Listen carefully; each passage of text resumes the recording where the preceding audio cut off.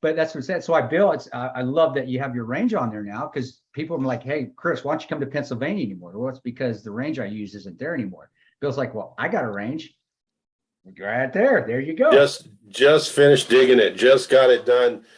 Just trying to figure out what kind of deck to put on it, because it's ATV access to get to it, and I did that purposefully. We can get emergency vehicles in if we wanted it, but I got to kind of take it easy on the neighbors till they get used to the idea of hearing lots of gunfire.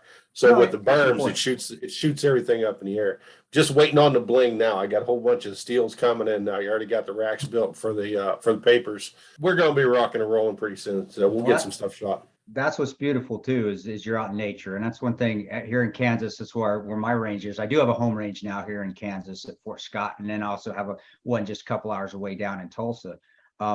It's outdoors. I just love being outdoors, but yeah, you do. We have to be, as a community, I think we should set the standard for respect, and I'm glad you're doing it, respecting your neighbors. We don't, just because I have a range out there. Remember, I have neighbors, and I'm the same here in Kansas. That's why we hold classes at certain times, because I live in the area. I don't want everybody pissed off at me, and I don't want somebody shooting out there at midnight when I'm trying to sleep. Right.